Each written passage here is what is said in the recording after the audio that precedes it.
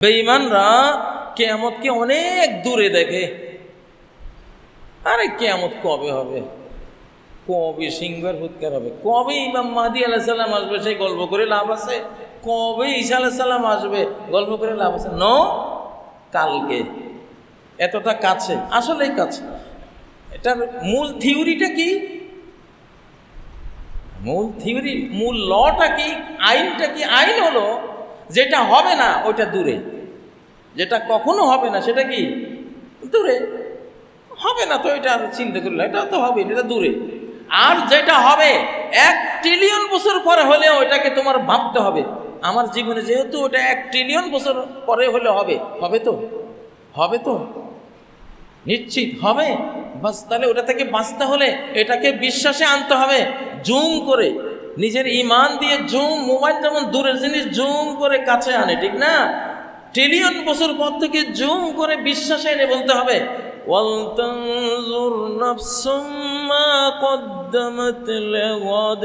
প্রত্যেকে জানে, দেখে কাল কিয়ামতের জন্য কি করেছে সে। কাল, গত মানে কাল।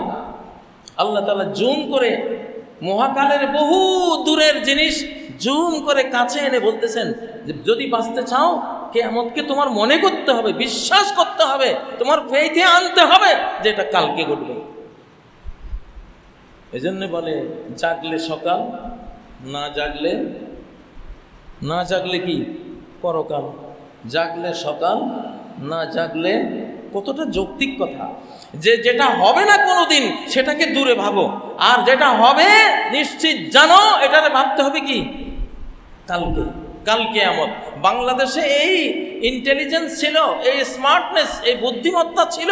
আমাদের অতীতের মুরব্বীরা সবাই বলতো, ভাতিজা কাল কিয়ামতে কি জবাব দেব, কাল কিয়ামত। এই জন্য যে কোনো নবীজি থিওরিটা দিয়েছেন, কুল্লু মা হুয়া আতিন করিব, যেটা আসবে এটাকে অতি নিকটে ভাববে, যেটা আসবেই সেটাকে অতি নিকটে ভাববে, আর যেটা আসবে না সেটাকে দূরে ভাবো, সমস্যা নেই। আমরা ইমাম মাহদী আলাইহিস সালাম, ঈসা আলাইহিস সালাম, মুসলিম গ্লোবালাইজেশনের কথা খুব কাছে এনেছি কেন? আমরা দেখেছি সমাজে বিচরণ করে ইমাম মাহদীর প্রসঙ্গ বললে মানুষ বলে, আরে এটা কবে হবে, কোনো ঠিক আছে, অনেক দূরে ঠেলে দেয়। এটা তো বেঈমানের স্বভাব, কাফেরের স্বভাব, কাফেরের আগে দূরে। দূরে হলে তোমার থিওরিতে দূরে হবে কোনটা, যেটা হবে না ওইটা হলে দূরে।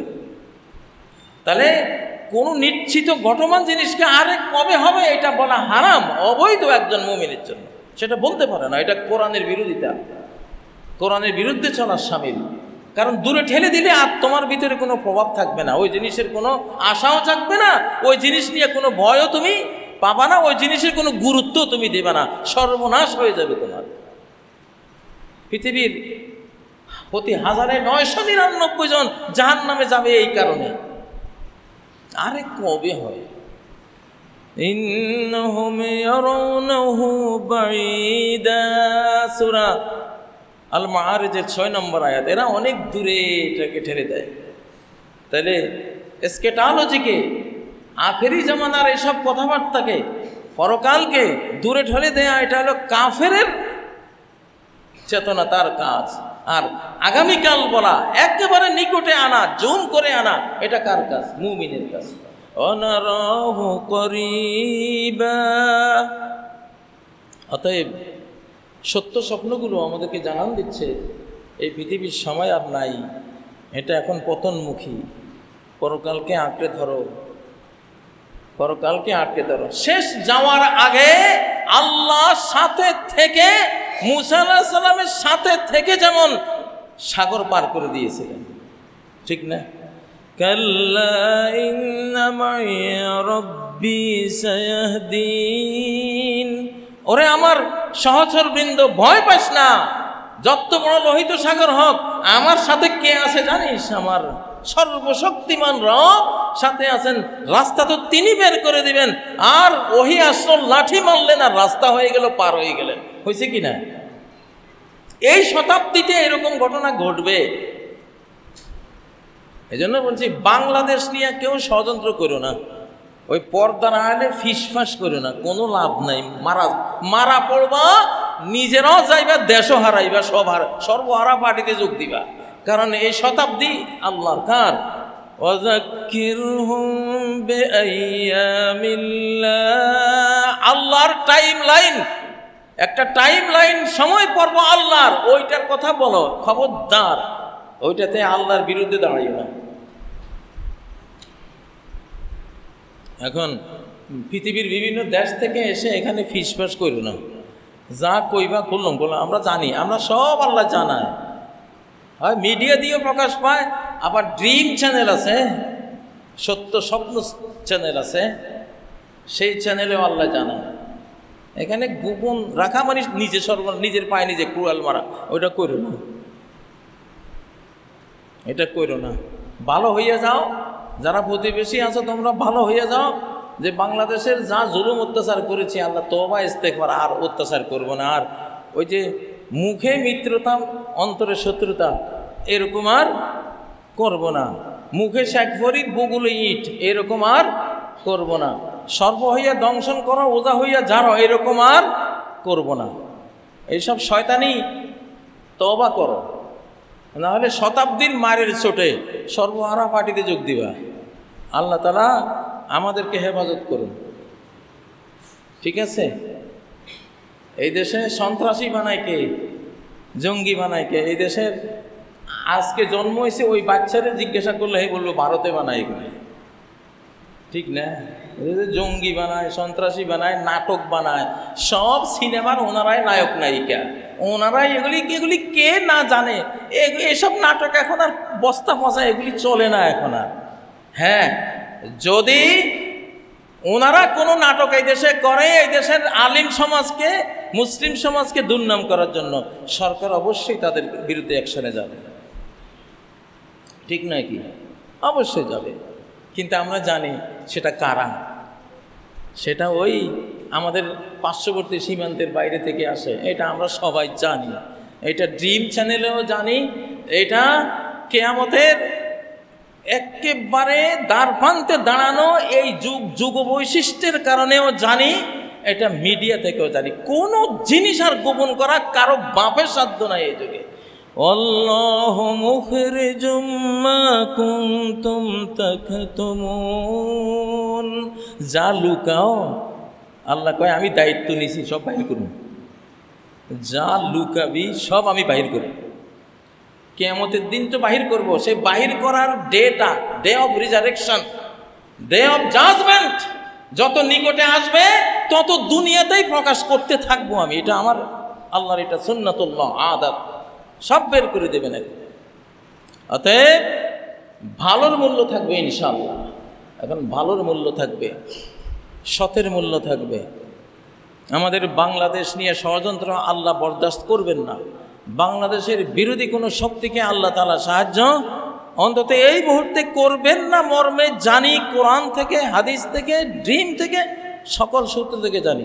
অতএব বাংলাদেশ নিয়ে কেউ যাতে ষড়যন্ত্র না করে। আর বাংলাদেশের সরকারেরও ভয় পাওয়ার কিছু নেই, আল্লাহ আমাদের সাথী আছেন ইনশাআল্লাহ।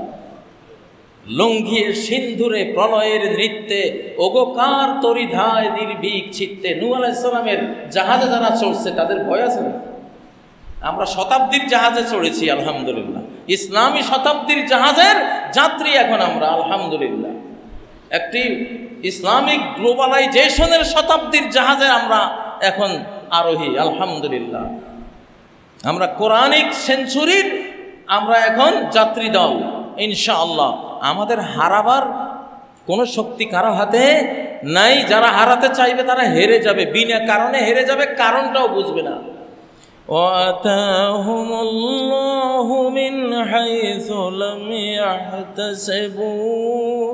আল্লাহ তাদেরকে আক্রমণ হানলেন এমন পন্থায় ওরা কল্পনাই করে নাই,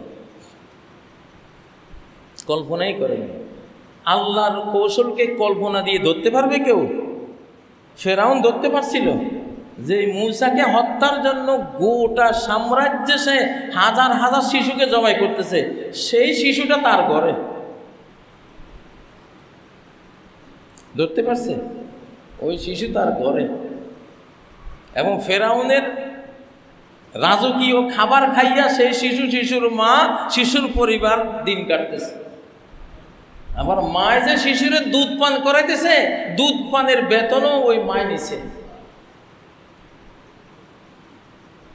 সেই আল্লাহর সাথে পারবা কই? কিভাবে পারবা? সম্ভব? সম্ভব না।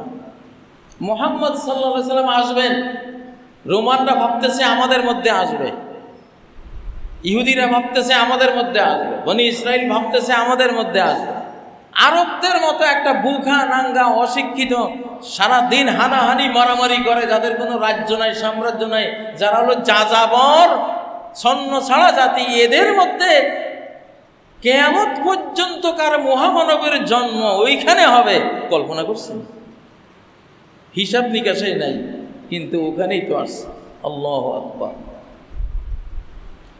অতএব আমাদের এই সৌভাগ্যবান বাংলাদেশ, এইটা শেষ জমানার শেষ শতাব্দী প্রাপ্ত হয়েছে, শেষ শতাব্দীর আল্লাহর রহমত বরকত নেয়ামত প্রাপ্ত একটি দেশ। যতই আমাদের গুনাখাতা আছে, দুর্নীতি আছে, আমাদের অপকর্ম আছে, শেষ নাই, বাট নবীর প্রতি, আল্লাহর প্রতি একটা মহাব্বত এই মানুষের, এই দেশের মানুষের দিলে আছে না নাই? এটা সারা পৃথিবীর চেয়ে বেশি আছে আলহামদুলিল্লাহ। লক্ষ লক্ষ কোটি হাফেজে কোরআন এই দেশে আছে, আরও কোটি জন্ম হচ্ছে আলহামদুলিল্লাহ। এই দেশের প্রতি আল্লাহর মহাব্বত আছে। অতএব এই দেশে যদি কেউ হাত দেয়, তার ওই হাত আল্লাহ গুঁড়িয়ে দেবে না, যে কোনো সিস্টেমে হাত ভেঙে যাবে। অতএব বাংলাদেশ নিয়ে কেউ কোনো ষড়যন্ত্র চক্রান্ত করবেন না। আর বাংলাদেশের জনগণ, নেতৃবৃন্দ, বাংলাদেশের সেনাবাহিনী, সরকার বাংলাদেশের সাথে থাকুন। বাংলাদেশের বৃহত্তর জনগোষ্ঠীর ধর্ম ইসলাম, ইসলামের সাথে থাকুন। বাংলাদেশের যে মায়ের ভাষা বাংলা ভাষা, এই বাংলা ভাষার সাথে থাকুন, সাহায্যপ্রাপ্ত হবেন ইনশাআল্লাহ, বিজয় পাবেন ইনশাআল্লাহ, আল্লাহ তাআলা দেবেন। কিন্তু এখান থেকে সরলে কারো কিছু করার নাই, নিজের দোষ নিজেকেই পরে গুনতে হবে। আল্লাহ তাআলা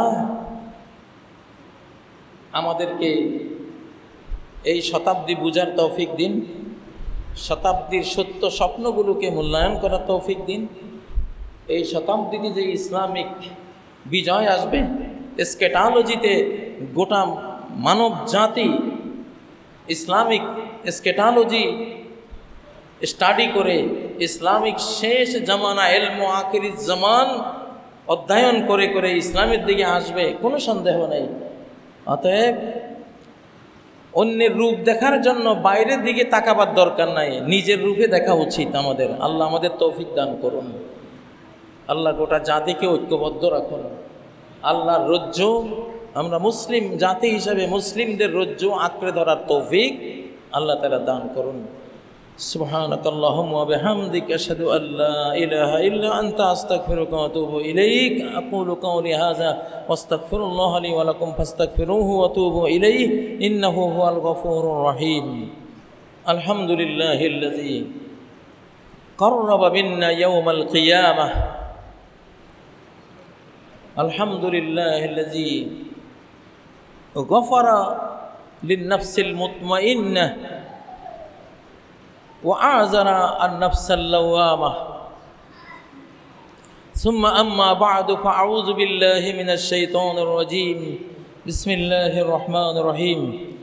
إن الله وملائكته يصلون على النبي يا أيها الذين آمنوا صلوا عليه وسلموا تسليما.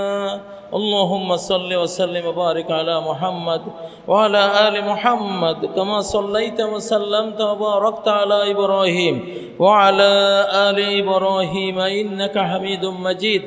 اللهم بارك على محمد وعلى آل محمد كما باركت على إبراهيم وعلى آل إبراهيم إنك حميد مجيد. মুসলিয়ানে কেরাম, এই আখিরি জামানায় আমাদের ঘরের জীবনটাই আমাদের জন্য সেফ এবং নিরাপদ, এবং কোরআনের সাথে থাকা আমাদের জন্য অনেক নিরাপদ। শেষ জামানার জাহান্নামে নিক্ষেপকারী পাপাচার থেকে বাঁচতে হলে যতক্ষণ ঘরে থাকবেন ততক্ষণ ভালো থাকবেন। ইলজাম বাইতাক, নবীজি বলেছেন ঘরকে আঁকড়ে ধরো। ইলজাম বাইতাক ওয়াকুফা লিসানাক, নিজের জবানকে জিহ্বাকে কন্ট্রোল করো। ওয়া আলাইকা বিখাসাতি নাফসিক, তোমার স্ত্রী, তোমার ছেলে মেয়ে, তোমার ভাই বোন, মা বাবা, তোমার যে ফ্যামিলি, এই ফ্যামিলিটাকে রক্ষা করতে পারো কিনা জাহান্নাম থেকে, পাপ থেকে, এইটা তোমার সবচেয়ে বড় প্রচেষ্টা হওয়া উচিত। কারণ তোমাদের সামনে এমন ফিতনা ফাসাদের যুগ আসতেছে,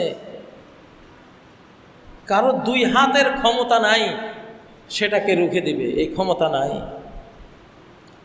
অতএব চাচা আপনা জান বাঁচা, অন্তত তুমি ধ্বংস হইও না। তাহলে তুমিও ধ্বংস হলে তো ধ্বংসের মাত্রা আরেকটু বাড়লো। অন্তত তুমি যদি ভালো থাকতে পারো তাহলে তোমার উসিলায় সমাজটা হয়তো একদিন ভালো কিছু পেতে পারে। তুমি ভালো থাকো।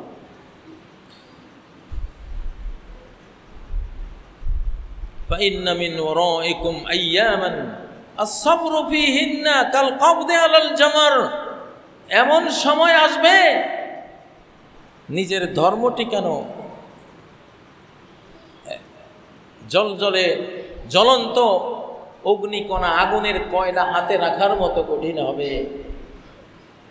যদি কেউ করতে পারে, নিজের ধর্ম ওই যুগে ঠিক রাখতে পারে, তাহলে 50 জনের সওয়াব পাবে।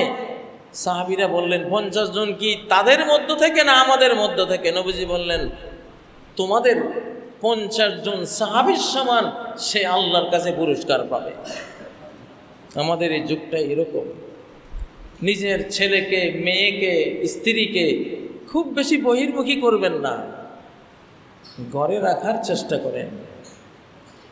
বাইরের অবস্থা ভয়াবহ, একটা সাইক্লোন চলছে। যেমন 1969-এর 22 ফুট উঁচু হয়ে আসা জলোচ্ছ্বাস, 10 লক্ষাধিক মানুষ যে মারা গেছে, সেখানে গাছ আঁকড়ে ধরে আছে পিতা, তার স্ত্রী, তার ছেলে মেয়েরা। যে একটু ছুটে গেছে, চোখের পলকে কোথায় নিয়ে গেছে, আর বাঁচাতে পারে নাই। এখন ইমানি জীবনটা আমাদের এই পর্যায়ে চলে গেছে। ইনশাআল্লাহ অতি সত্বর ভালোর বিজয় আসতেছে, ভালো শতাব্দী শুরু হয়েছে, কিন্তু এখনও তো রেশ কাটে নাই। এখনও আরও এই পাপাচার, এই অজাচার অনাচারে আরও বেশ কিছুদিন থাকবে। ততদিন নিজেদেরকে সেফে রাখুন। নবীজির সাল্লাল্লাহু আলাইহি সাল্লামের যেই নসিহত, যে ঘরকে আঁকড়ে ধরো, তিনি যেমন হেরা গুহায় চলে গেছিলেন, সমাজের পাপাচার দেখে গুহায় গিয়ে নিজেকে আবদ্ধ করে দিয়েছিলেন। তো তোমার সমাজ কি? তোমার সমাজও তো সেরকমই। তো তুমি তো হেরা গুহা পাইবে না, তোমার ঘরের ভিতরে তুমি থাকো। সূরা কাহফের ওই যে 7 যুবক 309 বছর ঘুমিয়েছিল, এই কাহিনী কেন?